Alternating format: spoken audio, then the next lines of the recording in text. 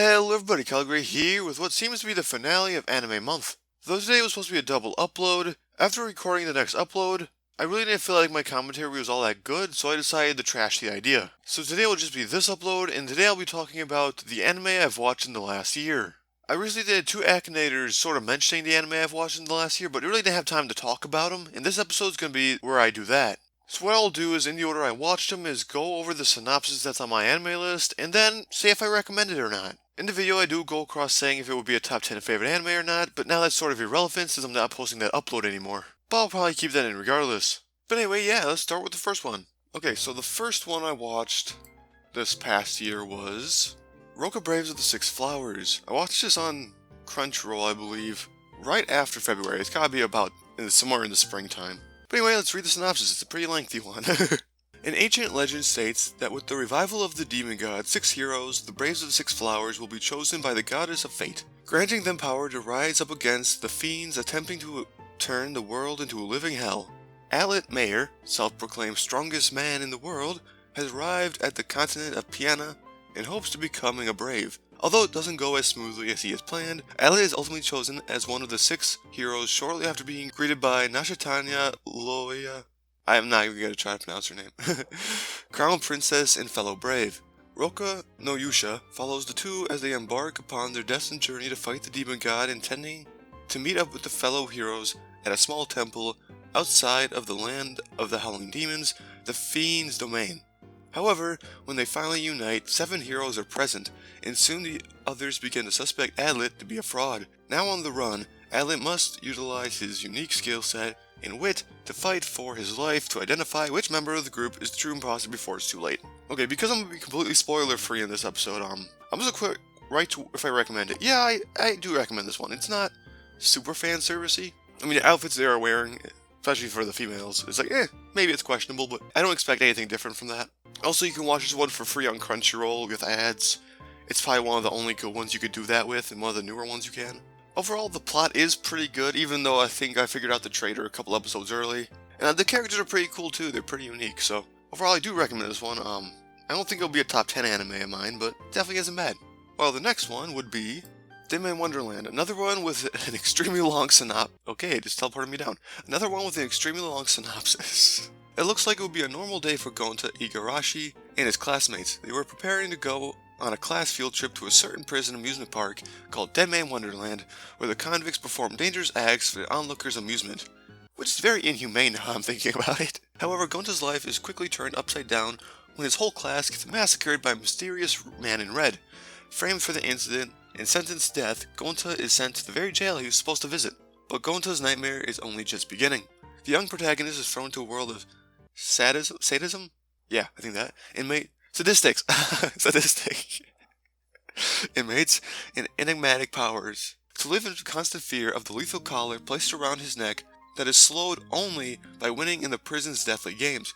Gonta must bet his life to survive in a ruthless place where it isn't always easy to tell friend from foe, and while trying to find the mysterious Red Man and clear his name in Deadman Wonderland. I'm not sure if this is a spoiler, but he never figures out who the Red Man is. I mean, us as the viewer, we figure it out. But it's sort of like an inside joke, you know? If you watch it, you know, but, beyond that, do I recommend it? It is a bit older, but it's still pretty action-packed, I feel. It also has one of the best intro songs of any anime, so, got that going for it, too. I actually listen to it every now and then still, so. So yeah, I actually recommend it if you're into more, like, action, seasonal anime like this. They fight with their own blood, which is kind of cool, but will it be a top 10 anime of mine? Probably not. But yeah, not bad. Anyway, next one would be Shattered Angels. This one, synopsis is a bit shorter, and I'm happy about that. Kiyoshiro Totawa no Sora, probably butchered that, revolves around the life of Kyu Shiratori, a seemingly normal high school girl who enjoys her... I like it says seemingly. Something's not right here. A seemingly normal high school girl who enjoys her school life in the giant city academia, which is thought of as a symbol of recovery of humanity since already 10 years have passed since the greatest disaster mankind has ever seen occurred. Ku has recently been having a recurring dream where a prince meets her and takes her away. One day, while all the students at her school are preparing for an upcoming school festival, the prince, whom she has met several times in her dreams, appears. The prince, Kiyoshiro Ayanokoji, request of her just as he had done in Ku's dream, "Let's go together." Okay, I'm not going to spoil, that's actually not the correct person, but I'm not going to go into who it actually is. This one's a weird one. I watched this one because of, on the very legal pirating website, those not go back to back. That's an oxymoron right there. I don't think challenge is the right word for it, to see what anime is the closest to my name. That's pretty close. Technically, if you go by Japanese titles, it would be In Spectra, which is actually a pretty good luck if you ask me, all things considered. Overall, this show was fine. At the beginning, it was pretty good, but it definitely falls off in the second half, I'm afraid. I'm not even afraid, I don't even care. It's not that good. Anyone, do I recommend this one? No, I do not. I would not watch this one, especially not now in 2023 where there's so much more anime you could watch that are probably like 20 times better than this. Maybe it's just because I'm a dude, I don't know. Not really into that romance stuff. So, I guess watch it if you want. I mean, I wouldn't recommend it, personally, but it isn't terrible, but it isn't good either. Anyway, next one. God, if you think I was weird for watching this one, I have really no excuse for watching this one. Mysterious Girlfriend X. Synopsis first. First encounters are always memorable because regardless of the outcome, new experiences are sure to happen. Ain't that the truth? For Akari Sabuki, a young boy who knows next to nothing about girls, Yumi both, and new transfer student Mikoto Urabe, a mysterious girl who wears a cold facade, their first encounter takes a turn for the romantic. That's what you call that? Through a series of strange events, Tsubaki, my bad, I think I called him Tsubuki before too, suddenly falls in love with Urabe, and together they develop a curious bond. Thus begins the romance and mystery of Urabe, a girl who seems to have a unique way of expressing her emotions. Ain't that the truth? No, I can't explain. I don't remember why I watched this.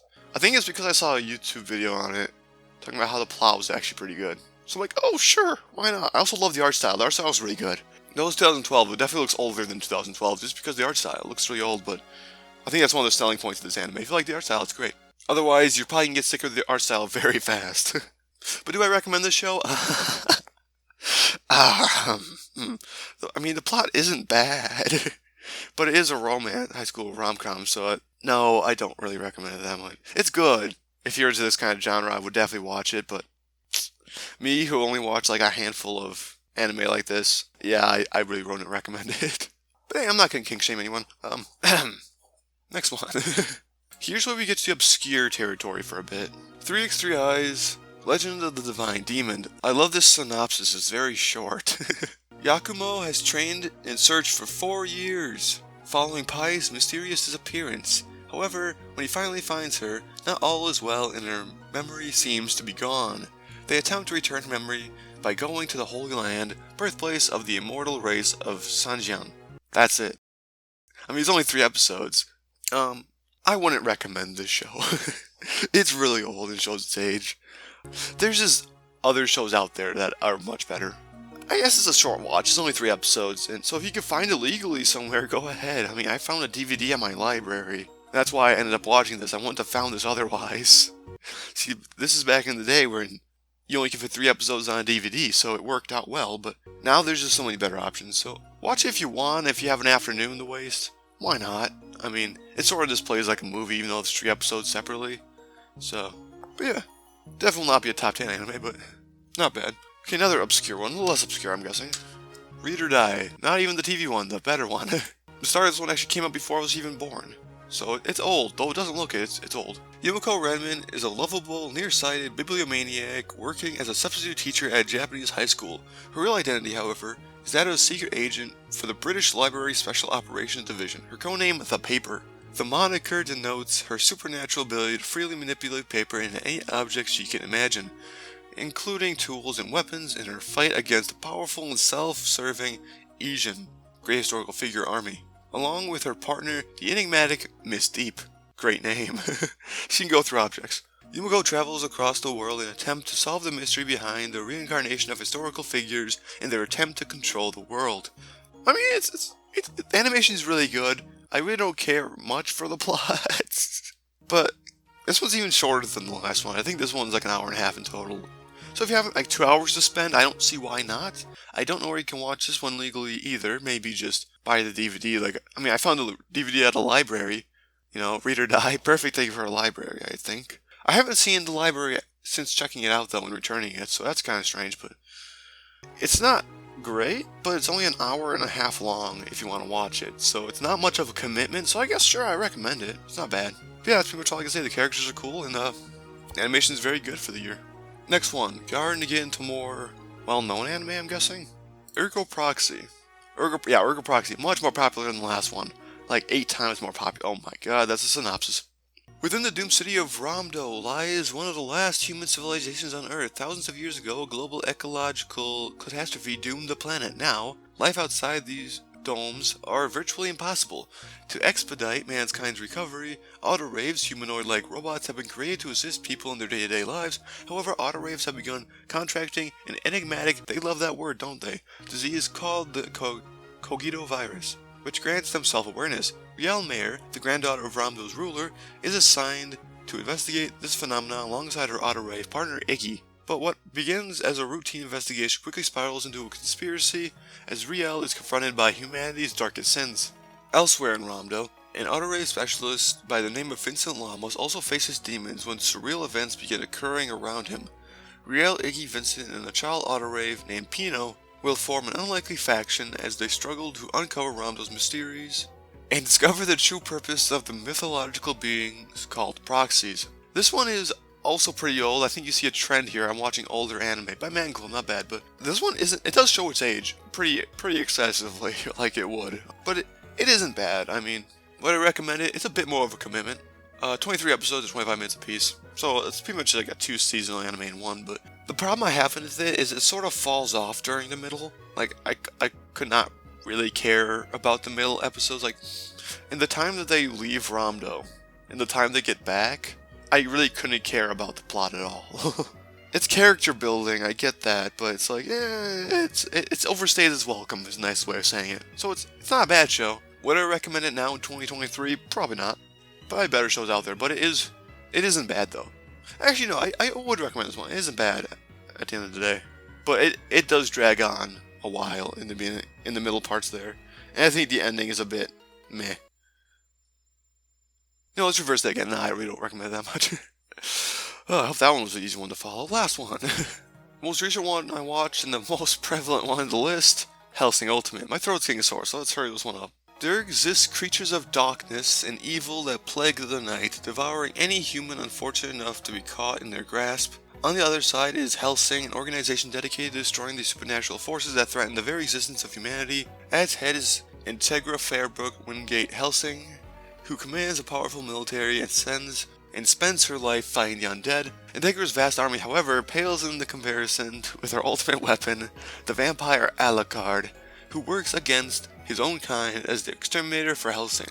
With his new vampire servant, Ceres Victoria at his side, Alucard must battle not only monsters, but all those who stand to oppose Hellsing, be they in the guise of good or evil. In Battle for Mankind's Survival, Hellsing Ultimate proves that appearances are not all they may seem, and sometimes the greatest weapon could come in the form of one's worst nightmare. I don't quite understand that last line. This is cut to the chase. Do I recommend this one?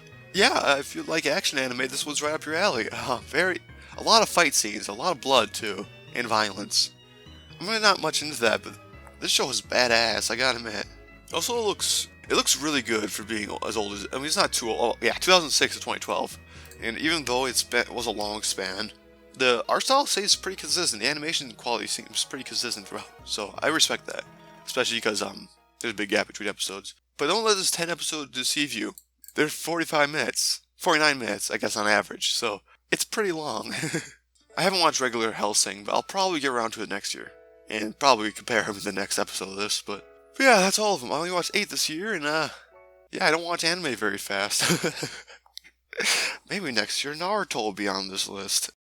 But anyway, I guess here is where I'm going to end the video. So if you liked the video, want to consider leaving a like. And if you're new, subscribe if you want to subscribe. Overall, I think I got a pretty good mix of anime in this year. And I plan to do mostly the same this upcoming year, but probably watch more season 2s, because I know there are some anime I haven't watched the second season of yet. But as you'll see tomorrow, the first anime I'll watch this upcoming year will be decided by random chance. So look forward to that short coming out tomorrow. But anyway, yeah, this is all, so I guess I will see you in the next video. See ya!